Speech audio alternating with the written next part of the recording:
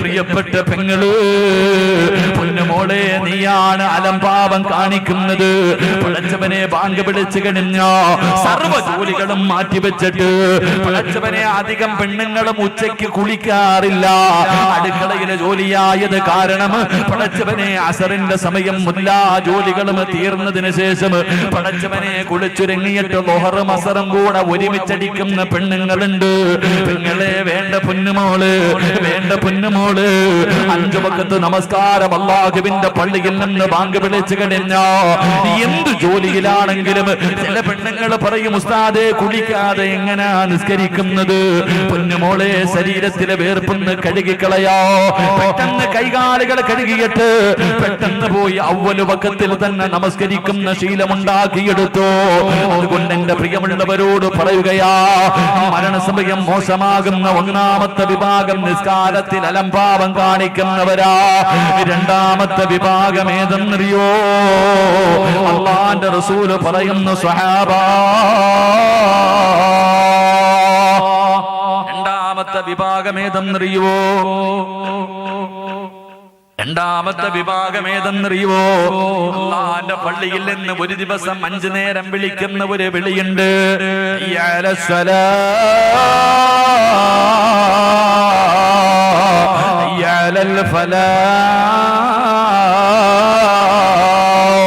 അല്ലാഹുവിന്റെ പള്ളിയിൽ നിന്ന് 5 നേരം ബാങ്ക് വിളിക്കുമല്ലോ. ആ ബാങ്ക് വിളിക്കുന്ന സമയത്ത് ഏതെങ്കിലും ഒരു മനുഷ്യന് സംസാരിച്ചാ, എത്ര തഴമ്പുണ്ടെങ്കിലും എത്ര നീളമുള്ള താടിയുണ്ടെങ്കിലും നീ എത്ര കൊലകൊമ്പനാണെങ്കിലും മരണസമയത്തിൽ ലാ ഇലാഹ ഇല്ലല്ലാഹ് പറയാറ് നിനക്ക് കഴിയില്ലെന്ന് നബി മുഹമ്മദ് മുസ്തഫ. നബി മുഹമ്മദ് മുസ്തഫ, നബി മുഹമ്മദ് മുസ്തഫ. ലാ ഇലാഹ ഇല്ലല്ലാഹ് പറയാൻ കഴിയാത്ത രണ്ടാമത്തെ വിഭാഗം അള്ളാന്റെ പള്ളിയിൽ നിന്ന് ബാങ്ക് വിളിക്കുമ്പോ വഴുതു പറയുന്ന മനുഷ്യൻ. അല്ലേ? അള്ളാന്റെ പള്ളിയിൽ നിന്ന് ബാങ്ക് വിളിക്കുമ്പോ നിന്റെ ഫോൺ ഒന്ന് താഴ്ത്തി വെക്കാൻ നിനക്ക് സമയമില്ല, ഒരു പരിഗണനയുമില്ല. അള്ളാന്റെ പള്ളിയിൽ നിന്ന് ബാങ്ക് വിളിക്കുമ്പോ സംസാരം പള്ളിയുടെ കമ്മിറ്റി ഓഫീസിനകത്ത് വരെ സംസാരം നിർത്തൂല.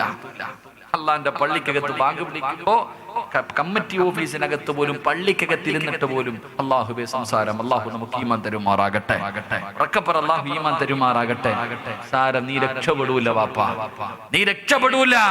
അള്ളാന്റെ പള്ളിയിൽ നിന്ന് ബാങ്ക് വിളിക്കുന്ന സമയത്ത് സംസാരിക്കുന്ന പെണ്ണെ, മരണസമയത്ത് നിന്റെ നാക്ക് പൊക്കിയിട്ട് നിനക്ക് ഷഹാദത്ത് കലിമ പറയാൻ കഴിയില്ലെന്ന് നബി മുഹമ്മദ് മുസ്തഫ സല്ലല്ലാഹു അലൈഹി വസല്ലം. കാരണം എന്തേ? എന്റെ പ്രിയമുള്ള സഹോദരങ്ങളെ, മഹാനായ സയ്യിദുനാ അലി ഇബ്നു അബീ ത്വാലിബ് റളിയല്ലാഹു തആല അൻഹു പറഞ്ഞു, 6 സമയങ്ങളിൽ ഏതെങ്കിലും ഒരു മനുഷ്യൻ സംസാരിച്ചാൽ 30 കൊല്ലം കഷ്ടപ്പെട്ട് ഇബാദത്ത് എടുത്തത് മുഴുവനും നഷ്ടപ്പെട്ടു പോകും. അല്ലാഹു കാത്തിരക്ഷിക്കുമാറാകട്ടെ, അല്ലാഹു കാത്തിരക്ഷിക്കുമാറാകട്ടെ. 6 സമയങ്ങളിൽ ആരെങ്കിലും ദുനിയാവിന്റെ കാര്യം സുഖമാണോ എന്ന് ചോദിച്ചാൽ മതി. ഇങ്ങനെ കൂട്ടുകാരനെ കാണുമ്പോൾ അളിയ സുഖമാണോടാ, മക്കളൊക്കെ നന്നായിരിക്കുന്നോടാ, ഇത് ദുനിയാവിന്റെ കാര്യമാണ്. ഈ 6 സമയങ്ങളിൽ ആരെങ്കിലും ദുനിയാവിന്റെ കാര്യം പറഞ്ഞ 30 കൊല്ലം കഷ്ടപ്പെട്ടത് മുഴുവനും നഷ്ടമായി പോകും. അല്ലാഹു കാക്കുമാറാകട്ടെ, അല്ലാഹു കാക്കുമാറാകട്ടെ. അതിലെ ഒന്നാമത്തെ സമയം ബാങ്ക് വിളിക്കുന്ന സമയത്ത് സംസാരിച്ച, ബാങ്ക് വിളിക്കുന്ന സമയത്ത് സംസാരിച്ചാൽ എന്റെ പ്രിയമുള്ളവരെ, പ്രവാചകനവിടെന്ന് പറയുകയാ, അല്ലാഹുവിന്റെ പ്രവാചകനവിടെന്ന് അതാ മഹാനായ അലിയാരി തങ്ങൾ പറയുകയാ, ബാങ്ക് വിളിക്കുന്ന സമയത്ത് സംസാരിക്കുന്ന മനുഷ്യനുണ്ടല്ലോ, അല്ലാഹുവേ, ഒരു പ്രാവശ്യം, ഒരേ ഒരു പ്രാവശ്യം സംസാരിച്ചാൽ 30 കൊല്ലത്തെ അമല് നഷ്ടപ്പെട്ടു പോകുമെന്ന് പറയുമ്പോ, അല്ലാഹുവേ, മരണസമയത്തിൽ ലാ ഇലാഹ ഇല്ലല്ലാഹ് പറയാ കഴിയൂല. 1, 30 കൊല്ലത്തെ അമല് നഷ്ടപ്പെടുകയാണ്. 2, പടച്ചവരേ, അല്ലാഹുവേ, നല്ല മരണം കിട്ടൂല. ബാങ്ക് വിളിക്കുന്ന സമയത്ത് സംസാരിക്കുന്ന ഒരു മനുഷ്യൻ എങ്ങനെയാണ് നാളെ പരലോകത്ത് കടന്നു വരുന്നതെന്നറിയുമോ? അല്ലാഹുവിന്റെ പ്രവാചകൻ അവരെന്ന് പറയുന്നുണ്ട്, പട്ടിയുടെയും പന്നിയുടെയും കഴുതയുടെയും പേപ്പട്ടിയുടെയും പെണ്ടാരങ്ങളിൽ കുടികുത്തി വെച്ച് ഇടഞ്ഞും നടന്ന കുറ്റരോഗിയെ പോലെ മുകുതമലയോളം വലിപ്പമുള്ള വയറ് വലിച്ചുകൊണ്ട് ഇടഞ്ഞും നടന്നും നാളെ പടച്ചിറപ്പിന്റെ പരലോകത്തേക്ക് 41 വിഭാഗത്തിൽ അല്ലാഹുവിന്റെ പ്രവാചകന്റെ സമുദായം കടന്നു വരുമെന്ന് ലോകത്തിൽ പരലോകത്തിന്റെ നേതാവ് പറയുമ്പോ ഇവിടത്തെ പള്ളിക്കാട്ടിൽ നിന്ന് ഒരു വിഭാഗം എഴുന്നേറ്റ് വരികയോ. നാളെ പടച്ചറപ്പിന്റെ പരലോകത്ത് കോടാരി കോടി ജനങ്ങൾ മുഴുവനും നിൽക്കുമ്പോ പട്ടികയുടെ കോലത്തിൽ എഴുന്നേറ്റ് വരുന്ന ഒരു വിഭാഗമുണ്ട്, പട്ടികയുടെ രൂപത്തിൽ എഴുന്നേറ്റ് വരുന്ന ഒരു വിഭാഗമുണ്ട്. അല്ലാ, അവരാരെന്നറിയോ? അവരാരെന്നറിയോ? വാങ്ങി വിളിക്കുന്ന സമയത്ത് സംസാരിച്ച് ചിരിച്ചവര് നാളെ പട്ടികയുടെ കോലത്തിലാണ് നീ പരലോകത്ത് വരുന്നതെന്ന് നബി മുഹമ്മദ് മുസ്തഫ സല്ലല്ലാഹു അലൈഹി വസല്ലമ തങ്ങൾ പറയുമ്പോ എന്റെ പ്രിയമുള്ളവരെ വല്ലാത്ത മഹത്വമോ. ആരാണ് പടച്ചവരെ ഈ നാട്ടിലെ ഏറ്റവും കൂടുതൽ പ്രതിഫലം കിട്ടുന്നത് ആർക്കെന്നറിയുമോ? അത് പള്ളിയിലെ ഇമാമിനല്ല, കമ്മിറ്റിക്കാർക്കല്ല, അല്ലാഹുവേ നാട്ടുകാർക്കല്ല. ഈ നാട്ടിലെ ഏറ്റവും കൂടുതൽ പ്രതിഫലം വാങ്ങുന്ന മനുഷ്യനാരാ? ഇവിടുത്തെ പള്ളിയിൽ 5 നേരം അല്ലാഹു അക്ബർ അല്ലാഹു അക്ബർ അല്ലാഹുവേ ബാങ്ക് വിളിക്കുന്ന മുഅദ്ദിനുണ്ടല്ലോ, ആ മനുഷ്യനാണ് ഏറ്റവും കൂടുതൽ പ്രതിഫലം കിട്ടുന്നത്. അല്ലാഹുവേ എന്ന് മുഅദ്ദിന്മാരെ പരിഗണിക്കാത്തവരുണ്ട്. അല്ലാഹുവേ മുക്രി എന്ന് വിളിച്ചിട്ട് മുഅദ്ദിൻ എന്ന് പറഞ്ഞ് നിസാരമായ തെല്ലുന്നവരുണ്ട്. ഇവിടത്തെ ബാങ്ക് വിളിക്കുന്ന മനുഷ്യരോട് എനിക്ക് പറയാനുള്ളത്, ജനങ്ങളെ നിങ്ങളെ പരിഗണിച്ചില്ലെങ്കിലും അല്ലാഹുവിന്റെ മുന്നിൽ നിങ്ങൾക്ക് വല്ലാത്ത സ്ഥാനമാ. ഈ നാട്ടിലെ ഏറ്റവും കൂടുതൽ പ്രതിഫലം വാങ്ങുന്ന വ്യക്തി നിങ്ങളാ. നാളെ പടച്ചറപ്പിന്റെ പരലോകത്ത് അതാ 2 വിഭാഗത്തിന്റെ തല ഇങ്ങനെ ഉയർന്നു നിൽക്കുകയോ. എല്ലാവരും തല താഴ്ത്തി നിൽക്കുന്ന ദിവസമുണ്ടല്ലോ. പ്രവാചകൻ പറഞ്ഞ് 2 വിഭാഗത്തിന്റെ തല ഉയർന്നു നിൽക്കും. ആ 2 വിഭാഗത്തിൽ ഒരു വിഭാഗമേരെന്നറിയുവോ? അല്ലാഹുവിന്റെ പള്ളിയിൽ ബാങ്ക് വിളിക്കുന്ന മനുഷ്യനുണ്ടല്ലോ, ആ മനുഷ്യന്റെ തലനാളെ പരലോകത്ത് ഉയർന്നു നിൽക്കുമെന്ന് നബി മുഹമ്മദ് മുസ്തഫ. നബി മുഹമ്മദ് മുസ്തഫ, നബി മുഹമ്മദ് മുസ്തഫ. എന്റെ പ്രിയമുള്ളവരെ, ബാങ്ക് വിളിക്കുന്ന മനുഷ്യനായി ഈ നാട്ടിലെ ഏറ്റവും വലിയ ഭാഗ്യവാൻ. അല്ലാഹു ഈമാൻ തരുമാറാകട്ടെ. മോദി സാഹിബ് സ്റ്റേജിലുണ്ടോ? മോദി സാഹിബാണ് ഏറ്റവും കൂടുതൽ പ്രതിഫലം. നാളെ പരലോകത്ത് ചെല്ലുമ്പോ തല ഉയർന്നു നിൽക്കും. അല്ലാഹു ഈമാൻ തരുമാറാകട്ടെ, അല്ലാഹു ഈമാൻ തരുമാറാകട്ടെ. ജീവിതത്തിൽ ഒരിക്കലെങ്കിലും പള്ളി ബാങ്ക് വിളിച്ചിട്ടുള്ളവരെന്ന് കൈവക്കുക. ജീവിതത്തിൽ ഒരിക്കലെങ്കിലും അല്ലാഹു അലം, അല്ലാഹു അലം, അല്ലാഹു നമുക്ക് ഈമാൻ തരുമാറാകട്ടെ. ഇതേ വിളിക്കാൻ ബാക്കിയുള്ളവർക്കൊന്നും കഴിവില്ല എന്നിട്ടാ, ബാങ്ക് വിളിക്കാൻ അറിയാഞ്ഞിട്ടാ നാളെ രാവിലെ പോകും. മോദി സാഹിബിന് ഒരു 50 രൂപ കൊടുത്തിട്ട് പറയണം, കാക്ക ഒരവസരം എന്താ? പലരും വിളിക്കാത്തത് പേടിയാ. ഹയ്യാല സല ആദ്യം വിളിക്കോ, ഫല വിളിക്കോ അവിടെ ആണല്ലോ. അപ്പൊ മോദി സാഹിബിന് പിന്നെ അങ്ങനെ ജോലി പോകുമെന്നുള്ള ഭയം ഉണ്ടാവും. അങ്ങനാണല്ലോ. അപ്പൊ നിങ്ങൾ പറയണം, സുബഹിക്ക് വിളിക്കാം, അവിടെ അസലാത്ത് ഖൈറ് വിളിച്ചാൽ എന്ത് വിളിച്ചില്ല ആരറിയാനല്ല, ഉറക്കല്ലേ. സുബഹിക്കാണെങ്കിലും അല്ലാഹു നമുക്ക് ഈമാൻ തരുമാറാകട്ടെ. ഞങ്ങളുടെ നാട്ടിലൊരു മോദി സാഹിബ് ഉണ്ട്. അദ്ദേഹം അസമയത്ത് കയറി ബാങ്ക് വിളിക്കും. 2 മണിക്കൊക്കെ കയറിയിട്ട് 2 മണിക്കൊക്കെ ഉറക്കത്തിൽ നിന്ന് ചാടി നിന്നിട്ട് 11 മണിക്കൊക്കെ ബാങ്ക് വിളിച്ചളയും. അപ്പൊ ഒരിക്കൽ ഞാൻ കണ്ടപ്പോ ചോദിച്ചു, നിങ്ങൾ എന്താ അപ്പൊ ഇങ്ങനെ, നിങ്ങളെ കുറിച്ചുള്ളൊരു പരാതി അസമയത്ത് ബാങ്ക് വിളിക്കലാണല്ലോ, ഇങ്ങനെ എന്താ ചോദിച്ചു. അപ്പൊ പറഞ്ഞു, ഉസ്താദെ അത് ഇവന്മാരൊക്കെ ഇവിടെ ഉണ്ടോ എന്ന് ഞാൻ ടെസ്റ്റ് ചെയ്തതാണ്. നാട്ടുകാരൊക്കെ ഇവിടെ ഉണ്ടോ എന്ന് അറിയാൻ വേണ്ടിട്ട്. കാരണം എന്തേ? അസമയത്ത് ബാങ്ക് വിളിച്ചാ പള്ളി കയറാത്തവരും പള്ളി വരും ചോദിക്കാൻ. അസമയത്ത് ബാങ്ക് വിളിച്ചാ പള്ളിയിൽ ബാങ്ക് വിളിക്കുമ്പോൾ നിസ്കരിക്കാൻ കയറാത്തവന് അസമയത്ത് വിളിച്ചാൽ പള്ളി വരും. അത് അങ്ങേരുടെ നെഞ്ചത്ത് കയറാൻ പറ്റുന്ന ഒരു സമയമാണല്ലോ. അപ്പൊ എല്ലാരും വരുമ്പോ ഇവരൊക്കെ ഇവിടെ ഉണ്ടോ എന്ന് അറിയാൻ വേണ്ടി ഇടയ്ക്കിടയ്ക്ക് തമാശ പറഞ്ഞതാ. അള്ളാഹു നമുക്ക് ഈമാൻ തരുമാറാകട്ടെ. അതുകൊണ്ട് ജീവിതത്തിൽ ഒരിക്കലെങ്കിലും ഒന്ന് ബാങ്ക് വിളിക്കണം. അള്ളാഹു ഭാഗ്യം തരുമാറാകട്ടെ. പക്ഷെ അത് വിളിക്കൂലേ? ഉറക്കവർ ഇൻഷാ അല്ലാഹ് പറഞ്ഞ് രക്ഷപ്പെട്ടു പോയാലോ? ഉറക്ക പറഞ്ഞേ അല്ലാഹ് ഒരിക്കലെങ്കിലും ഒന്ന് ബാങ്ക് വിളിക്കണം. അല്ലെങ്കിൽ നീ ബാങ്ക് വിളിക്കാൻ പള്ളിയിൽ പോകണമെന്നൊന്നുമില്ല. നീ നിസ്കരിക്കുന്ന സമയത്ത് നിനക്ക് ഒറ്റയ്ക്ക് നിസ്കരിക്കുമ്പോൾ വിളിച്ചിട്ട് നിസ്കരിക്കാമല്ലോ. നീ ഒറ്റയ്ക്ക് നമസ്കരിക്കുന്ന സമയത്തെങ്കിലും ബാങ്ക് ഇഖാമത്തും കൊടുത്തിട്ട് നിസ്കരിക്ക്. അള്ളാഹു നമുക്ക് ഈമാൻ തരുമാറാകട്ടെ. അള്ളാഹുവിന്റെ പ്രവാചകൻ പറഞ്ഞു, ബാങ്ക് വിളിക്കുന്ന സമയത്ത് ഒടുക്കത്തെ ഫോണാ നിന്റെ ഫോൺ ആ സമയത്തെ അടിക്കത്തുള്ളൂ. വയത് പറയാ, അള്ളാന്റെ പള്ളിയിൽ ഒതുവെടുക്കുന്ന സമയത്ത് പോലും ജനങ്ങൾ മാറി നിൽക്കും ഈമാനുള്ളവർ. പള്ളി പോകുമ്പോ നോക്ക്, ഹൗലും കരയിൽ നിൽക്കുമ്പോ ബാങ്ക് വിളിക്കുമ്പോ അള്ളാനെ പേടിയുള്ള പണ്ടത്തെ വാപ്പമാരുണ്ടല്ലോ മാറി നിൽക്കാറുണ്ട്. കാരണം എന്തെന്നറിയോ? ഒതുവെടുക്കുന്ന സമയത്ത് പല ദിക്റുകളും പറയാനുണ്ട്. ഒതുവെടുക്കുന്ന സമയത്ത് പല ദിക്റുകളും പറയാറുണ്ട്. അപ്പൊ ബാങ്ക് വിളിക്കുന്ന സമയത്ത് ദിക്റ് പറഞ്ഞാൽ അല്ലാഹുവേ ആക്കിബത്ത് മോശമായി പോവോ? അത് കണ്ടിട്ട് അള്ളാനെ പേടിയുള്ള വാപ്പമാര് ഒതുവെടുക്കുന്നത് പോലും നിർത്തി വെച്ചിട്ടിരിക്കുന്നത് കാഴ്ച കാണാം. അല്ലാഹു ഈമാൻ തരുമാറാകട്ടെ. നമ്മളോ വഅദ് പറഞ്ഞോ അല്ലാഹു നമുക്ക് ഈമാൻ നൽകി അനുഗ്രഹിക്കുമാറാകട്ടെ. പെണ്ണുങ്ങള് തലയിൽ തുണിയിടുന്ന 2 സമയമുണ്ട്. എപ്പോഴാന്നറിയാമോ? പെണ്ണുങ്ങള് തലയിൽ തുണിയിടുന്ന 2 സമയം. എപ്പോഴാ അറിയോ? 2 സമയം. ഒന്ന് ബാങ്ക് വിളിക്കുന്ന സമയം, ബാങ്ക് വിളിക്കുമ്പോ അതുവരെ ഒന്നുമില്ല, എല്ലാം തുറന്നിട്ട് കിടക്കാം. ബാങ്ക് വിളിക്കുമ്പോ മോളെ ഷാളിട്, പഠിച്ചനെ ഓട്ടവാ, എങ്ങനെയെങ്കിലും തപ്പുക, എവിടെ അടുക്കള ഇരുന്നിട്ട് ഷാള് തപ്പുക, ബെഡ്റൂമിനകത്ത് ഇരിക്കുക, തപ്പി അവസാനം നോക്കുമ്പോ ഒരെണ്ണം കിട്ടി, ഒരു ഷാള് കിട്ടി. ഉമ്മ ഒരു സൈഡില്, മോളൊരു സൈഡില്. ഇങ്ങനെ എന്തൊരു സ്നേഹം എന്നറിയാം.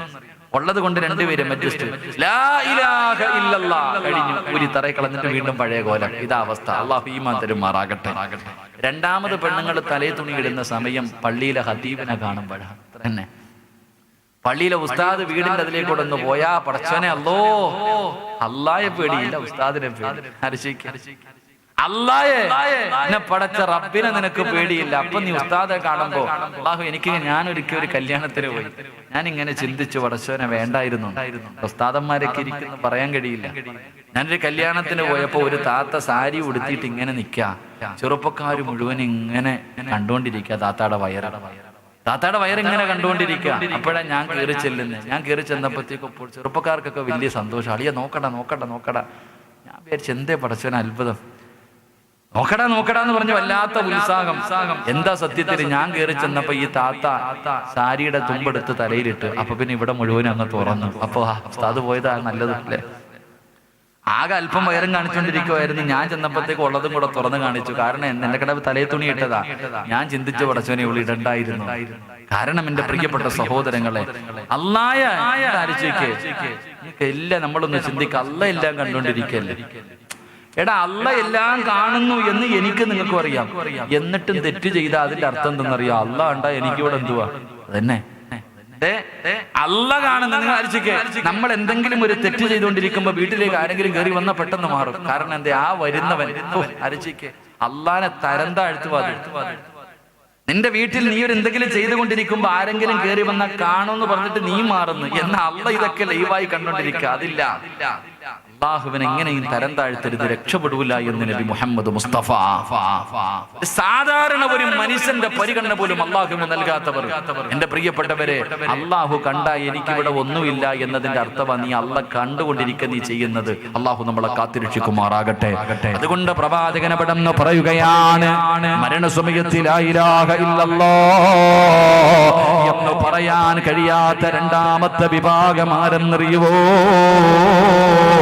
അല്ലാഹുവിന്റെ പള്ളിയിൽ നിന്ന് ബാങ്ക് വിളിക്കുന്ന സമയമുണ്ടല്ലോ, ആ ബാങ്ക് വിളിക്കുന്ന സമയത്ത് സംസാരിക്കുന്ന മനുഷ്യനാണെന്ന് നബി മുഹമ്മദ് മുസ്തഫ സല്ലല്ലാഹു അലൈഹി വസല്ലമ തങ്ങൾ പറയുമ്പോ, മരണസമയത്തിൽ ലാ ഇലാഹ ഇല്ലല്ലാഹ് എത്ര പ്രാവശ്യം പറഞ്ഞു കൊടുത്താൽ, എത്ര വലിയ ഉയരമുള്ള ആള് പറഞ്ഞു കൊടുത്താൽ, എത്ര വലിയ പണ്ഡിതൻ പറഞ്ഞു കൊടുത്താൽ പറയാൻ കഴിയാത്ത 3ാമത്തെ വിഭാഗമാരാ? അല്ലാഹുവിന്റെ റസൂല് പറയുന്നു, ചെറുപ്പക്കാരാ, മാതാപിതാക്കളെ വേദനിപ്പിക്കുന്ന മക്കളാണെന്ന് നബി മുഹമ്മദ് മുസ്തഫ സല്ലല്ലാഹു അലൈഹി വസല്ലമ തങ്ങൾ പറയുകയാണ്, മരണസമയത്തിൽ ലാ ഇലാഹ ഇല്ലല്ലാഹ് പറയാൻ കഴിയാത്ത, ലാ ഇലാഹ ഇല്ലല്ലാഹ് പറയാൻ കഴിയാത്ത 3ാമത്തെ വിഭാഗം ആരെന്നറിയുവോ? അത് മാതാപിതാക്കളെ കണ്ണുനീര് കുടിപ്പിക്കുന്ന മക്കളോ. കഴിയൂല ചെറുപ്പക്കാരാ, എത്ര വലിയ കൊലകൊമ്പനാണെങ്കിലും നിനക്കത് പറയാ കഴിയൂലടാ. കാരണം ചരിത്രം അത് സാക്ഷിയാ. മഹാനായ അൽഖമ റളിയല്ലാഹു തആല അൻഹു, അല്ലാഹുവിന്റെ പ്രവാചകന്റെ സ്വഹാബിയാണ് അൽഖമ റളിയല്ലാഹു തആല അൻഹു. പടച്ചവനെ അവസാനം മരണസമയത്ത് സക്കറാത്തിന്റെ അവസ്ഥയിൽ കിടക്കുമ്പോ തന്റെ ചുറ്റുഭാഗത്ത് സഹാബികൾ നിന്നിട്ട് ലാ ഇലാഹ ഇല്ലല്ലാഹ് പറഞ്ഞു കൊടുക്കുകയാ. പടച്ചവനെ നാവ് പൊങ്ങുന്നില്ല, പറയണമെന്ന് ആഗ്രഹമുണ്ട്, പക്ഷേ കഴിയുന്നില്ല. അല്ലാഹുവിന്റെ പ്രവാചകന്റെ മുന്നിലേക്ക് സ്വഹാബികൾ കിടന്നു വന്നു. നബിയേ യാ റസൂലല്ലാഹ്, അല്ലാഹുവിന്റെ പ്രവാചകരേ, അൽകമയ്ക്ക് ഷഹാദത്ത് കലിമ പറയാ കഴിയുന്നില്ല നബിയേ. അല്ലാഹുവിന്റെ പ്രവാചകന് ചോദിച്ച ചോദ്യം എന്തെന്നറിയുവോ? ഉമ്മ ജീവിച്ചിരിപ്പുണ്ടോ സഹാബാ? ഒന്നാമതായി ചോദിച്ച ചോദ്യം ഉമ്മ ജീവിച്ചിരിപ്പുണ്ടോ? നഅം യാ റസൂലല്ലാഹ്, ഉണ്ട് നബിയേ. അൽകമയുടെ ഉമ്മ ജീവിച്ചിരിപ്പുണ്ട് നബിയേ. അല്ലാഹുവിന്റെ പ്രവാചകൻ പറഞ്ഞു കഴിയുമെങ്കിൽ വിളിച്ചു കൊണ്ടുവാ സഹാബാ. സഹാബികൾ ചെന്നിട്ട് അൽകമ റളിയല്ലാഹു തആല അൻഹുവിന്റെ ഉമ്മാനെ വിളിച്ചു കൊണ്ടുവരികയാ. പ്രവാചകന്റെ മുന്നിലേക്ക് കടന്നു വന്നപ്പോ അല്ലാഹുവിന്റെ റസൂൽ ചോദിച്ചു, നിങ്ങളുടെ മകനുമായിട്ട് എങ്ങനെയാണ്? അൽകമയുമായിട്ട് നിങ്ങൾ എങ്ങനെയാണ്? ആ സമയത്ത് ഉമ്മ പറയുന്നു, നബിയേ, അൽകമ എനിക്ക് വല്ലാത്ത ഇഷ്ടമായിരുന്നു നബിയേ. അൽകമാന് എനിക്ക് വല്ലാത്ത ഇഷ്ടമായിരുന്നു, അവനോട് വല്ലാത്ത സ്നേഹമായിരുന്നു. പക്ഷേ വിവാഹം കഴിച്ചു കഴിഞ്ഞപ്പോ എന്റെ മകന് എന്നെക്കാളും സ്നേഹം അവനവന്റെ ഭാര്യയോടാണ് നബിയേ. ഒരു അല്ലാഹുവിന്റെ റസൂലിനോട് പറയുകയാ, ഞാൻ താലോലിച്ച് പൊന്നുപോലെ വളർത്തിയ എന്റെ പൊന്നുമകനുണ്ടല്ലോ, അവന് വിവാഹം കഴിച്ചു കഴിഞ്ഞപ്പോ അവൻ ഏറ്റവും കൂടുതൽ സ്നേഹം അവന്റെ ഭാര്യയോടാണ് നബിയേ. അതെനിക്ക് സഹിക്കാ കഴിഞ്ഞില്ല നബിയേ. എന്റെ മനസ്സ് വേദനിച്ചു നബിയേ. അല്ലാഹുവിന്റെ പ്രവാചകൻ അവിടെ നിന്ന് പറയുന്നു, ഉമ്മ, നിങ്ങളുടെ പൊന്നുമോന് ലാ ഇലാഹ ഇല്ലല്ലാഹ് പറയാൻ കഴിയുന്നില്ല. അവൻ സക്കറാത്തിന്റെ അവസ്ഥയിൽ കിടക്കുകയാ. ഒരു നല്ല മരണം കിട്ടണമെങ്കിൽ നിങ്ങൾ പൊരുത്തപ്പെടാതെ കഴിയൂല. നിങ്ങൾക്കൊന്ന് പൊരുത്തപ്പെട്ട് കൊടുത്തുകൂടെ? ഉമ്മ പറഞ്ഞു, ഇല്ല നബിയേ, എനിക്കവനെ മറക്കാ കഴിയില്ല നബിയേ, എനിക്കവനോട് പൊരുത്തപ്പെടാൻ കഴിയൂല നബിയേ. അല്ലാഹുവിന്റെ പ്രവാചകൻ പറഞ്ഞു, സഹാബാ, വിറക് ശേഖരിച്ച് തീയിട്ട് കരിച്ച് കളഞ്ഞാവാ, ജീവനോടെ കത്തിച്ച് കള സഹാബാ. ഉമ്മയുടെ പൊരുത്തമില്ലാത്തവര് അവരെ കരിച്ച് കള സഹാബാ. പറയേണ്ട താമസം ഉമ്മ പറയുന്നു, നബിയേ, എന്റെ പൊന്നുമോനെ കരിക്കല്ല നബിയേ, ഞാനവനെ പൊരുത്തപ്പെട്ട് കൊടുത്തിരിക്കുന്നു നബിയേ. അല്ലാഹുവിന്റെ പ്രവാചകന്റെ സ്വഹാബി അൽകമ റളിയല്ലാഹു തആല അൻഹു അവിടെ ഉറക്കെ വിളിച്ചു പറഞ്ഞു, ലാ ഇലാഹ ഇല്ലല്ലാഹ്. ആ സമയത്ത് ഷഹാദത്ത് കലിമ പറഞ്ഞിട്ട് ലോകത്തോട് യാത്രയായെന്ന് ചരിത്രം പഠിപ്പിക്കുമ്പോ, എന്റെ പ്രിയമുള്ളവര്, മാതാപിതാക്കളെ വേദനിപ്പിക്കുന്നവന് രക്ഷപ്പെടൂല. എന്റെ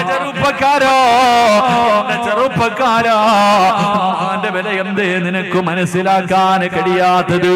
മഹാനായ ലുഖ്മാനുൽ ഹകീം റളിയല്ലാഹു തആല അൻഹു മഹാനവർകൾ പഠിച്ചവരെ, ഉമ്മാനെ വല്ലാത്ത ഇഷ്ടമാ. ഉമ്മാന്റെ വില മനസ്സിലാകണമെങ്കിൽ ലുഖ്മാനുൽ ഹകീം റളിയല്ലാഹു തആല അൻഹു എവിടെ പോയാലും ഉമ്മാനോട് പറഞ്ഞിട്ടേ പോകാറുള്ളൂ. ചില മക്കൾ അങ്ങനെയാണ്. ഈ നാട്ടിലും പടച്ചവരെ, ഈ നാട്ടിലും ചില മക്കൾ ഉണ്ടാകുമല്ലോ. പടച്ചവനെ, പെണ്ണും കെട്ടി മക്കളായാൽ ജീവിച്ചിരിക്കുന്ന പ്രായമുള്ള വാപ്പയും ഉമ്മയും വീട്ടിലുണ്ടെങ്കിൽ എവിടെ പോയാലും റൂമിൽ ചെന്നിട്ട് ഉമ്മാനോട് പറയും, ഞാൻ കടയിൽ പോകുകയാ, ഞാൻ ജോലിക്ക് പോവുകയാ. ഉമ്മാനോട് പറഞ്ഞിട്ട് പോകുന്ന ചില മക്കളുണ്ട്. ലുഖ്മാനുൽ ഹകീം റളിയല്ലാഹു തആല അൻഹു ഹക്കീം റളിയല്ലാഹു തആല അൻഹു ഉമ്മാനോട് പറഞ്ഞു, ഉമ്മ ഞാനൊരു യാത്രയ്ക്ക് പോവുകയാ, തിരിച്ചു വരുമ്പോ എന്റെ ഉമ്മാൻ എന്താണ് കൊണ്ടുവരേണ്ടത്, എന്റെ ഉമ്മയ്ക്ക് എന്താണ് വേണ്ടത്? ലുക്മാൻ ഹക്കീം റളിയല്ലാഹു തആല അൻഹുവിനോട് ഉമ്മ പറഞ്ഞു, മോനെ ലുക്മാനേ, തിരിച്ചു വരുമ്പോ സ്വർഗത്തിലെ ഒരു പിടി മണ്ണ് കൊണ്ടുവരുവോ മോരെ? സ്വർഗത്തിലെ ഒരു പിടി മണ്ണ് കൊണ്ടുവരുവോ മോരെ? ലുക്മാൻ തങ്ങളുണ്ടല്ലോ ഉമ്മാനോട് പറഞ്ഞ മറുപടി, ഉമ്മാ അതിന് ഞാൻ പോയിട്ട് തിരിച്ചു വരുന്നത് വരെ എന്റെ ഉമ്മ കാത്തിരിക്കണ്ട. ഉമ്മയ്ക്ക് സ്വർഗത്തിലെ മണ്ണല്ലേ വേണ്ടത്, ഉമ്മാന് സ്വർഗത്തിലെ മണ്ണല്ലേ വേണ്ടത്. ലുക്മാൻ തങ്ങൾ തന്റെ ഉമ്മാന്റെ മുന്നിലിരിക്കുകയോ, എന്നിട്ട് ഉമ്മാനോട് പറഞ്ഞു, ഒന്ന് കാലുയർത്തുവോ ഉമ്മ, ഒന്ന് കാലുയർത്തുവോ ഉമ്മ. ഉമ്മ ചവിട്ടിയിരുന്ന സ്ഥലത്ത് നിന്ന് ഒരു പിടി മണ്ണ് വാരിയിട്ട് പെറ്റുമ്മാന്റെ കയ്യിൽ വെച്ച് കൊടുത്തു പറയുന്നു, ഉമ്മ സ്വർഗത്തിലെ മണ്ണിതാവുമ്മ, സ്വർഗത്തിലെ മണ്ണിതാവുമ്മ. ചെറുപ്പക്കാരാ, നമ്മുടെ ഉമ്മാന്റെ കാൽച്ചുവട്ടിലാ പോര്, നമ്മുടെ ഉമ്മയുടെ കാൽച്ചുവട്ടിലാ സ്വർഗം കിടക്കുന്നത്. അത് തിരിച്ചറിയാ കഴിയണമടാ. സ്വന്തം ഉമ്മാന്റെ കാൽച്ചുവട്ടിൽ കിടക്കുന്ന സ്വർഗം നേടിയെടുക്കാൻ കഴിയാത്തവനും മകനല്ലടാ. അല്ലാഹുവിന്റെ പ്രവാചകന്റെ മുന്നിൽ ഒരു മനുഷ്യൻ വന്നിട്ട് ചോദിക്കുന്നു, യാ റസൂലല്ലാഹ്, എനിക്ക് ഏറ്റവും കൂടുതൽ കടമ ആരോടാണ് നബിയേ? അല്ലാഹുവിന്റെ റസൂല് പറഞ്ഞു, നിന്റെ ഉമ്മയോടാണ്. രണ്ടാമതാരോടാ നബിയേ? നിന്റെ ഉമ്മയോടാ. മൂന്നാമതാരോടാ നബിയേ? നിന്റെ ഉമ്മയോടാ. നാലാമതാരോടാ നബിയേ? നിന്റെ വാപ്പയോടാ. മൂന്ന് പ്രാവശ്യവും അല്ലാഹുവിന്റെ പ്രവാചകം പറഞ്ഞത് ഉമ്മ ഉമ്മ ഉമ്മ. ഉമ്മയ്ക്ക് ഈ മഹത്വം കിട്ടാറുള്ള കാരണമെന്താ? ഗർഭം ചുമന്നതു 10 മാസം തള്ളയാ, പ്രസവിച്ച വേദന തിന്നതും അവർ തന്നെയാ, പാലൂട്ടി നിന്നെ വളർത്തലും അവരാണ്. ഈ 3 കാര്യം ഉപ്പയിൽ ഒഴിവാണ്. അല്ലാഹുവേ, 9.5 മാസക്കാലം ചുമന്നുകൊണ്ട് നടന്നത് വാപ്പയല്ലടാ. ഒന്ന് നല്ലതുപോലെ നടക്കാൻ കഴിയോ? എല്ലാവരും കല്യാണത്തിന് പോയാ ഉമ്മ പോകാറില്ല. കാരണം നടക്കാൻ വയ്യ, ഓടാൻ വയ്യ, കിടക്കാൻ വയ്യ. പടച്ചവനെ ഭക്ഷണം കഴിക്കാൻ കഴിയാതെ 9.5 മാസക്കാലം പടച്ചവര് നമ്മൾ ഏറ്റവും ഇഷ്ടപ്പെടുന്ന നമ്മുടെ മക്കള് ഒരു 5 മിനിറ്റ് നമ്മുടെ തോളിൽ കൈവച്ചാ നമുക്ക് സഹിക്കൂല. എത്ര സ്നേഹിക്കുന്നവരാണെങ്കിലും ആ കൈ നമുക്ക് അസൗകര്യമായി തോന്നുമല്ലോ. എങ്കിലും 9.5 മാസം വയറ്റിൽ ചുമന്നത് നിന്റെ ഉമ്മയാ പൊന്നുപോര്. എന്നിട്ടോ മരണവേദനയുടെ വേദനയും നൊന്ത് പ്രസവിച്ചത് നിന്റെ പെറ്റുമ്മയാ. പ്രസവ സമയത്ത് ഉമ്മ കിടന്ന് വിളിച്ച വിളിയുണ്ടല്ലോ, അറിയില്ല ചെറുപ്പക്കാരാ, ആ വേദന നമുക്കറിയില്ലടാ. എത്ര പറഞ്ഞു തന്നാലും നമുക്കത് മനസ്സിലാവൂല. ഉമ്മ അനുഭവിച്ച വേദന വല്ലാത്ത വേദനയാ. അല്ലാഹുവേ, പ്രസവ വേദന സഹിച്ചത് നിന്റെ ഉമ്മയാ. നിനക്ക് 2 വയസ്സാകുന്നത് വരെ പാല് തന്നത് നിന്റെ പെറ്റുമ്മയാ. പട്ടിണിയാണെങ്കിലും രോഗമാണെങ്കിലും എഴുന്നേക്കാൻ കഴിയില്ലെങ്കിലും ഞാനും നിങ്ങളും ഒന്ന് കരഞ്ഞപ്പോ അല്ലാഹുവേ പൊന്നുമോരെ എന്ന് പറഞ്ഞ് കെട്ടിപ്പിടിച്ചു പാല് തന്നത് നമ്മുടെ പെറ്റുമ്മയാ. അതുകൊണ്ട് നിന്റെ ഉമ്മയോടാ കടമ. വാപ്പയ്ക്ക് മഹത്വമില്ലെന്നല്ല, വാപ്പയ്ക്ക് കടമയില്ലെന്നല്ല. ആരാ വാപ്പയെന്നറിയുവോ? സ്നേഹം കാണിക്കാതെ സർവ്വതും മനസ്സിന്റെ ഉള്ളില് കടിച്ചമർത്തിയിട്ട് നടക്കുന്ന നമ്മുടെ വാപ്പ. സ്വന്തം ഉരുകിയിട്ട് സ്വന്തം വിയർപ്പല്ല രക്തം വിയർപ്പാക്കിയിട്ട് നമ്മളെ പോറ്റി വളർത്തുന്ന വാപ്പാന് നമുക്ക് തിരിയാഞ്ഞിട്ടോ. റസൂലുള്ള പറയുന്ന നമ്മുടെ വാപ്പയാരെന്നറിയോ? സ്വർഗത്തിന്റെ മധ്യവാതിലാണെന്ന് നബി മുഹമ്മദ് മുസ്തഫ. സ്വർഗത്തിന്റെ കവാടവാമോനെ വാപ്പ. ഉമ്മാന്റെ കാൽച്ചുവട്ടിലാ സ്വർഗം കിടക്കുന്നത്. കരുണക്കടലായ ഞങ്ങളുടെ മരിച്ചുപോയ മാതാപിതാക്കളുടെ മണ്ണറ നീ മണിയറയാക്കണേ അല്ലാ, സ്വർഗ കവാടമാക്കണേ അല്ലാ, സ്വർഗത്തിന്റെ കവാടം തുറന്നു കൊടുക്കണേ അല്ലാ, എല്ലാ അനുഗ്രഹവും അവരുടെ ഖബറിന്റെ അകത്ത് നിറച്ചു കൊടുക്കണേ അല്ലാ. ജീവിച്ചിരിക്കുന്ന ഞങ്ങളുടെ മാതാപിതാക്കൾക്ക് നീ ആഫിയത്തും ദീർഘായുസ്സും കൊടുക്കണേ അല്ലാ, അവരുടെ പൊരുത്തം ഞങ്ങൾക്ക് തരണേ അല്ലാ, അവരുടെ കാഴ്ചപറ്റിൽ കിടക്കുന്ന സ്വർഗം ഞങ്ങൾക്ക് തരണേ നാഥാ. സംഘാടകര ബക്കറ്റുമായിട്ട് കിടന്നു വരികയാ, മനസ്സറിഞ്ഞുകൊണ്ട് സ്വന്തം വാപ്പയ്ക്ക് സ്വന്തം ഉമ്മയ്ക്ക് നിങ്ങളെ പോറ്റി വളർത്തിയ നിങ്ങളുടെ മാതാപിതാക്കൾ പഠിച്ചവര് അവരുടെ ഖബർ വിശാലമാകാ, അവരുടെ ഖബർ സ്വർഗമാകാ, അവരുടെ മണ്ണറ മണിയറയാകാ. ജീവിച്ചിരിക്കുന്ന മാതാപിതാക്കൾക്ക് പടച്ചുറപ്പൊരു നല്ല മരണം കൊടുക്കാർ, അവരുടെ പൊരുത്തം കെട്ടാർ മനസ്സറിഞ്ഞുകൊണ്ടൊരു സദക്ക കൊടുക്കാൻ കഴിയുമോ?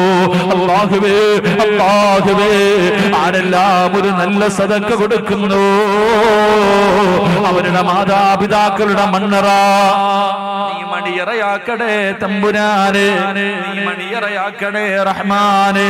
സല്ലല്ലാഹു അലൈഹി വസല്ലമ തങ്ങൾ പറഞ്ഞു, മാതാപിതാക്കളെ വേദനിപ്പിക്കുന്ന മക്കൾക്ക് അല്ലാഹു നല്ല മരണം കൊടുക്കൂല. അല്ലാഹു കാത്തിരക്ഷിക്കുമാറാകട്ടെ, അല്ലാഹു കാത്തിരക്ഷിക്കുമാറാകട്ടെ.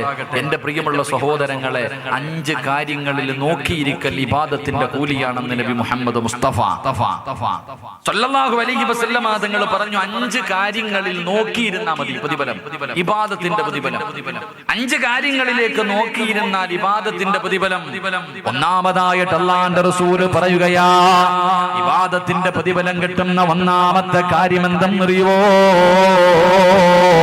അല്ലാഹുവിന്റെ പ്രവാചകൻ എവിടെന്ന് പറയുകയാണ്, ഉമ്മാന്റെ മുഖത്ത് നോക്കിയിരുന്നാൽ നമ്മുടെ പെറ്റുമ്മയുണ്ടല്ലോ, നമ്മളെ പോറ്റി വളർത്തിയ നമ്മുടെ മാതാപിതാക്കളുണ്ടല്ലോ, സമയമില്ലല്ലോ, ഇന്ന് സമയമില്ലല്ലോ ഉമ്മാന്റെ മുഖത്ത് നോക്കാൻ. കാരണം ഉമ്മാന്റെ ഗ്ലാമറൊക്കെ പോയി, ഉമ്മാന്റെ ഗ്ലാമറൊക്കെ പോയി. ഇന്ന് സ്കൂളിൽ പഠിക്കുന്ന മക്കൾക്ക് പ്രായം ചെന്ന തൊലിയെല്ലാം ചുളുങ്ങിപ്പോയ വാപ്പാനെ കാണിച്ചിട്ട് തന്റെ വാപ്പയാണെന്ന് പറയാ നാണക്കേടാ. സ്വന്തം ഉമ്മ ഇതെന്റെ ഉമ്മയാണെന്ന് കൂട്ടുകാരോട് പറയാ മക്കള് കടിമടിക്കുന്ന കാലവാ. മോനെ, അല്ലാഹുവിന്റെ റസൂല് പറഞ്ഞത് എന്തെന്നറിയോ? അല്ലാഹുവിന്റെ റസൂല് പറയുകയാ, ഉമ്മാന്റെ മുഖത്ത് നോക്കിയാ ഇബാദത്തിന്റെ കൂലിയാണെന്ന് നബി മുഹമ്മദ് മുസ്തഫ. നബി മുഹമ്മദ് മുസ്തഫ നമ്മുടെ ഉമ്മമാർക്ക് ദീർഘായുസ് കൊടുക്കുമാറാകട്ടെ. ഞാൻ ഇങ്ങോട്ട് വഅദിനിറങ്ങുമ്പോ ഈ പ്രാവശ്യം വഅദിനിറങ്ങിയപ്പോ വല്ലാത്ത സന്തോഷമാണ്. എന്റെ പ്രിയപ്പെട്ട ഉമ്മ ഒരുപാട് നാളുകൾക്ക് ശേഷം എന്റെ വീട്ടിൽ വന്നു. ഉമ്മാനെ കണ്ടപ്പോ അവസാനം കെട്ടിപ്പിടിച്ച് ഉമ്മ കൊടുത്തിട്ട് ഇറങ്ങുമ്പോ മനസ്സിന് വല്ലാത്ത കുളിർമ. അല്ലാഹു നമ്മുടെ ഉമ്മമാർക്ക് ദീർഘായുസ് കൊടുക്കുമാറാകട്ടെ, അല്ലാഹു നമ്മുടെ ഉമ്മമാർക്ക് ദീർഘായുസ് കൊടുക്കുമാറാകട്ടെ. ആര് വഴക്ക് പറഞ്ഞില്ലെങ്കിലും ഉമ്മ വഴക്ക് പറയും. ഉമ്മ വഴക്ക് പറയുമ്പോ കേൾക്കാൻ വല്ലാത്ത ഒരു സുഖമാണ്. ലോകത്ത് ആര് നമ്മളെ വഴക്ക് പറഞ്ഞാലും നമുക്ക് സഹിക്കൂല. മക്കള് പറഞ്ഞാലും, ഉസ്താദന്മാര് പറഞ്ഞാലും, കൂടപ്പറപ്പ് പറഞ്ഞാലും, നാട്ടുകാര് പറഞ്ഞാലും, പടച്ചവനെ പാതിരാത്രി 10 മണിക്ക് വീട്ടിൽ കയറി ചെല്ലുമ്പോ ഭാര്യങ്ങാണെന്ന് നമ്മളെ എന്തെങ്കിലും പറഞ്ഞാ നമുക്ക് സഹിക്കൂല. പക്ഷേ 12 മണിക്ക് വീട്ടിലേക്ക് കയറി ചെല്ലുമ്പോ ഉറങ്ങാതെ കാത്തിരിക്കുന്ന നമ്മുടെ ഉമ്മ നമ്മളെ വഴക്ക് പറയും, ഇത്രയും നേരം എവിടെ പോയി കിടന്നടാ എന്ന് പറഞ്ഞ് വഴക്ക് പറയുമ്പോഴും ഉമ്മ വഴക്ക് പറയുമ്പോഴും ചിരിക്കാറാ പതിവ്. കാരണം ഉമ്മ വഴക്ക് പറഞ്ഞാലും അതിൽ വല്ലാത്ത ഒരു സുഗന്ധമാണ്, വല്ലാത്ത ഒരു സുഖമാണ്. അല്ലാഹു നമ്മുടെ ഉമ്മമാർക്ക് ദീർഘായുസ് നൽകുമാറാകട്ടെ. വല്ലാത്ത ഉമ്മ വഴക്ക് പറഞ്ഞാലും നമുക്ക് ചിരിയാ അല്ലേ? രാത്രി വീട്ടിൽ കയറി ചെല്ലുമ്പോ ഭാര്യ എന്തെങ്കിലും പറഞ്ഞ അടി കൊടുക്കാം, അല്ലേ ദേഷ്യപ്പെടും. ആര് പറഞ്ഞാലും, പക്ഷെ ഉമ്മ വഴക്ക് പറഞ്ഞാലും കേൾക്കാൻ ഒരു സുഖവാ. അല്ലാഹു നമ്മുടെ ഉമ്മമാർക്ക് ദീർഘായുസ് നൽകുമാറാകട്ടെ. മാതാപിതാക്കളും മരിക്കാൻ വേണ്ടി ദുആ ചെയ്യുന്ന ചില മക്കളുണ്ട് അല്ലേ? മാതാപിതാക്കളും മരിക്കാൻ വേണ്ടി ഉസ്താദിനൊക്കെ വന്നിട്ട് പറയും, ഉസ്താദ് ദുആ ചെയ്യാ. അതിന് കാരണം പറയുന്നുണ്ട്.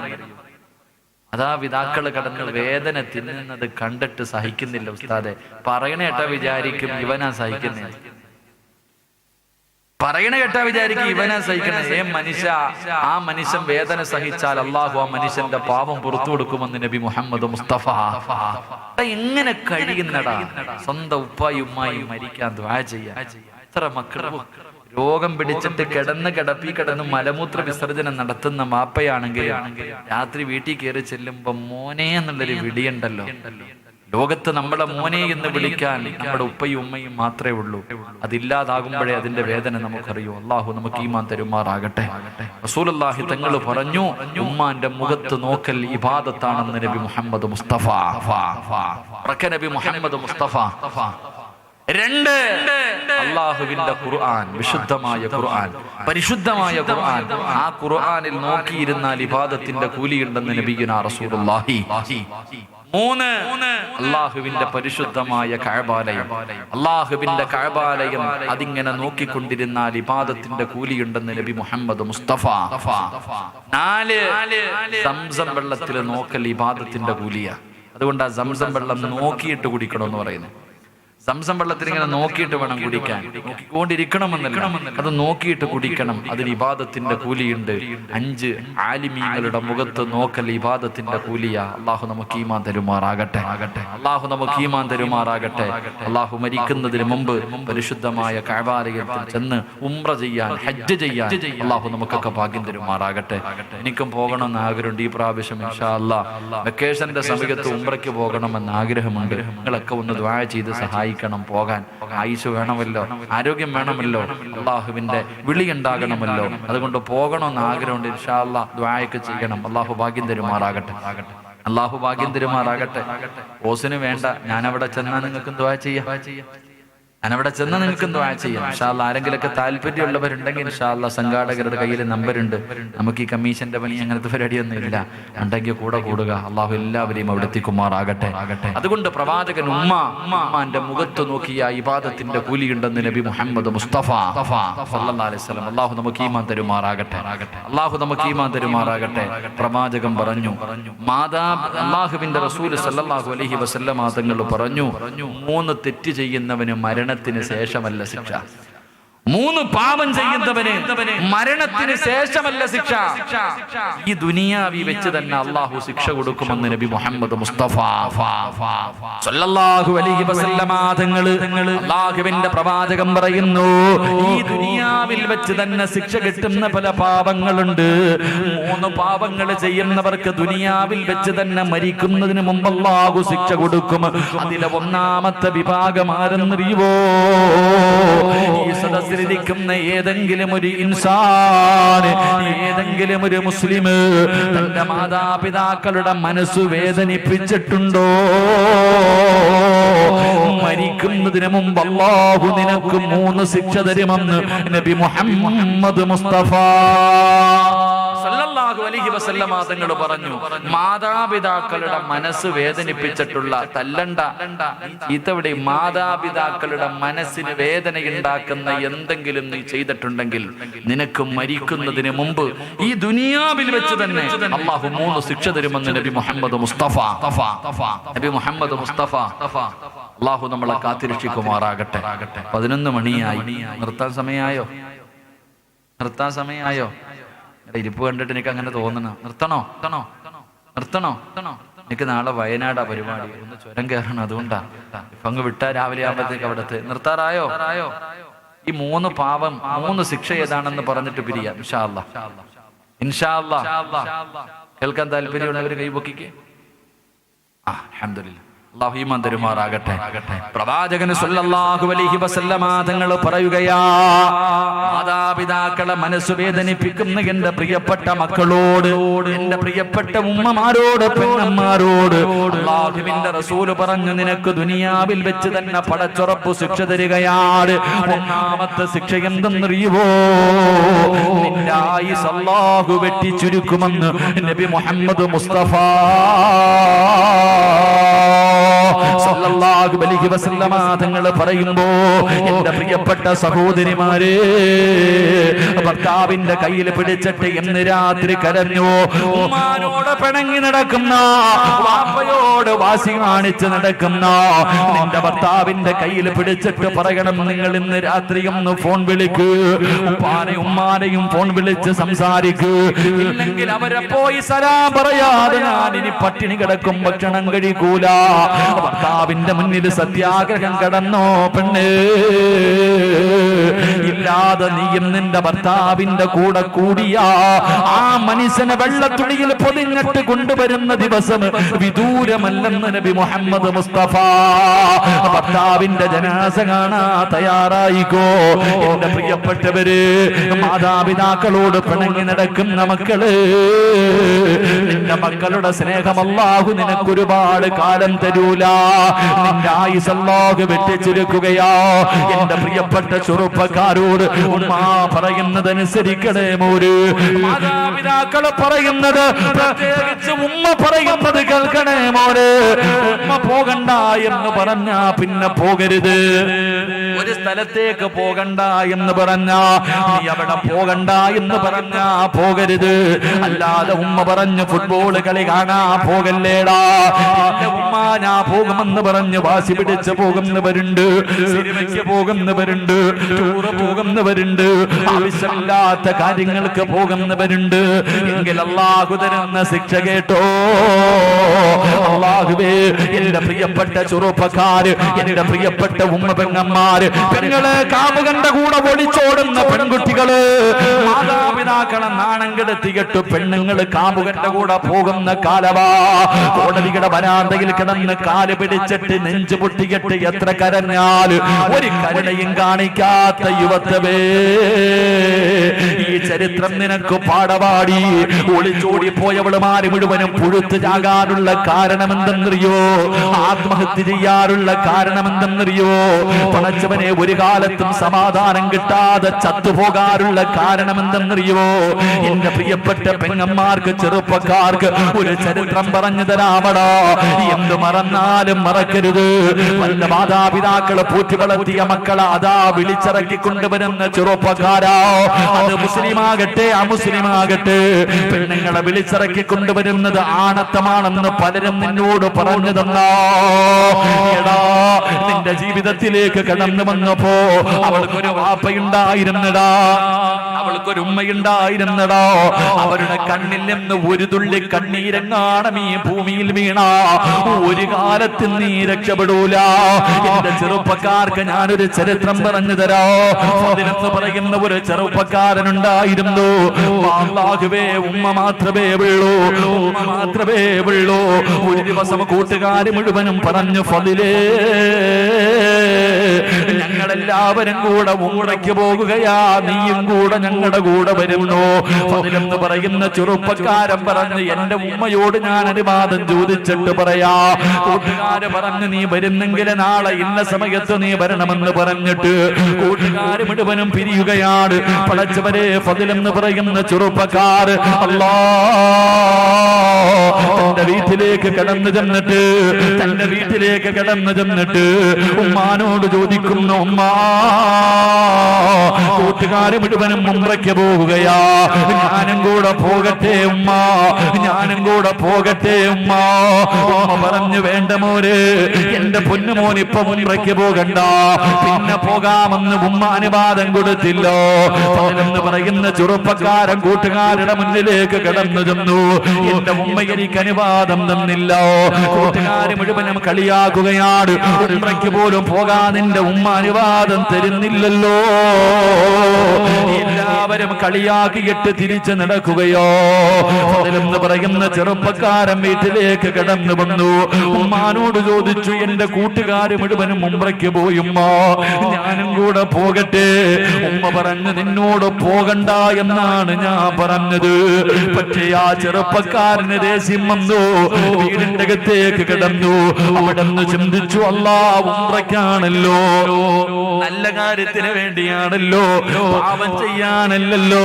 ഉമ്മാന്റെ അനുവാദമില്ലാതെ വീട് വിട്ടിറങ്ങുകയാണ്. ഉമ്മ പോകല്ലേ പോകല്ലേ എന്ന് പറഞ്ഞിട്ട് കേൾക്കാതെ ഫദിലെന്ന് പറയുന്ന പൊന്നുമകന് വീട് വിട്ടിറങ്ങുകയാ. അല്ലാഹുവേ, അവസാന യാത്ര തുടങ്ങി. മനസ്സിന്റെ അകത്തൊരു സമാധാനമില്ല. കൂട്ടുകാരൊക്കെ പോകുകയും ചെയ്തു. ഉമ്മാന്റെ പൊരുത്തമില്ലാതെയാണ് ഇറങ്ങിയത്. അവസാനം ചിന്തിച്ചു, നാദാ 2 റക്അത്ത് നിസ്കരിക്കാൻ തമ്പുരാന് നമസ്കരിച്ച സമാധാനം കിട്ടുമല്ലോ. ഫദിലെന്ന് പറയുന്ന ചെറുപ്പക്കാരൻ കയറി ഉളുവെടുത്തിട്ട് നിസ്കരിക്കുകയോ. നിസ്കാരം കഴിഞ്ഞ് വെളിയിലേക്ക് ഇറങ്ങുമ്പോ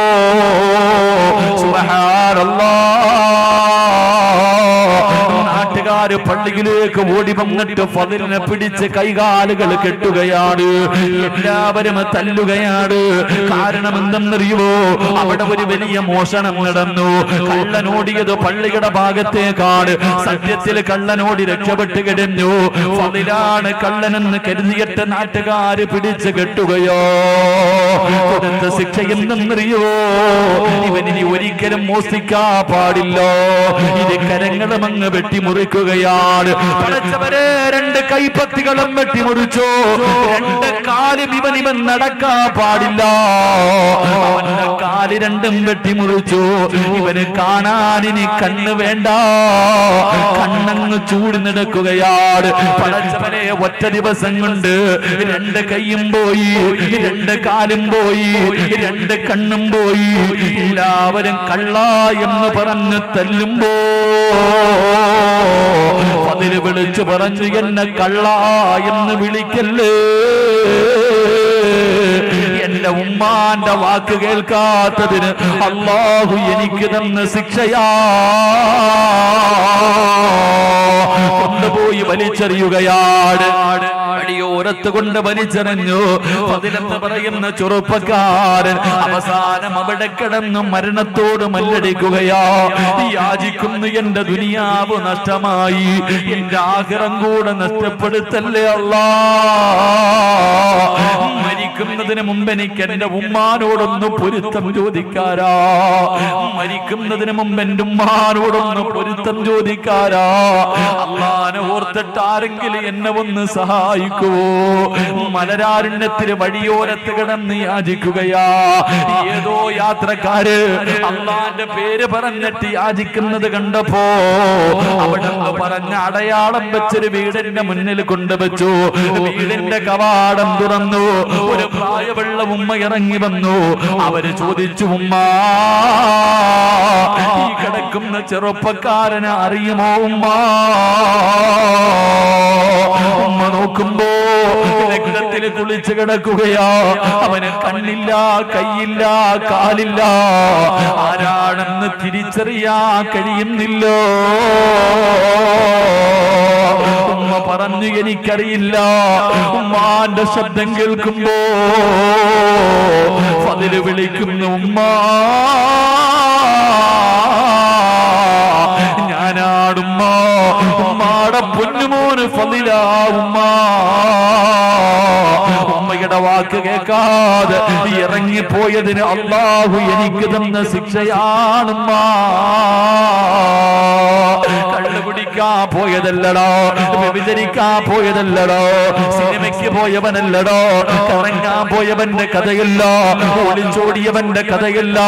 പെങ്ങള് പടച്ചറപ്പിന്റെ കഅബാലയത്തിൽ പോകുന്നത് നല്ല കാര്യമല്ലേ? അള്ളാന്റെ പള്ളിയിൽ ഉംറയ്ക്ക് പോകുന്നത് നല്ല കാര്യമാണ്. പക്ഷേ ഉമ്മയുടെ അനുവാദമില്ലാതെ പോയവന് അള്ളാഹു കൊടുത്ത ശിക്ഷ ഇതാണെന്ന് ചരിത്രം പറയുമ്പോ, മാതാപിതാക്കളുടെ മനസ്സ് വേദനിപ്പിക്കുന്ന മക്കൾക്ക് അള്ളാഹു കൊടുക്കുന്ന 1ാമത്തെ ശിക്ഷ, അള്ളാഹു നിങ്ങളുടെ ആയുസ് വെട്ടിക്കുറയ്ക്കുമെന്ന് നബി മുഹമ്മദ് മുസ്തഫ. 2ാമത്തെ ശിക്ഷ എന്തെന്നറിയോ? 2ാമത്തെ ശിക്ഷ എന്തെന്നറിയോ? മാതാപിതാക്കളുടെ മനസ്സ് വേദനിപ്പിക്കുന്നവന് അല്ലാഹു ഒരു നല്ല മരണം കൊടുക്കൂല. ലോകത്ത് നിന്ന് യാത്ര പറയുമ്പോ നിനക്ക് റബ്ബ് ലാ ഇലാഹ ഇല്ലല്ലാഹ് പറഞ്ഞിട്ടുള്ളൊരു മരണം നിനക്ക് തരൂല.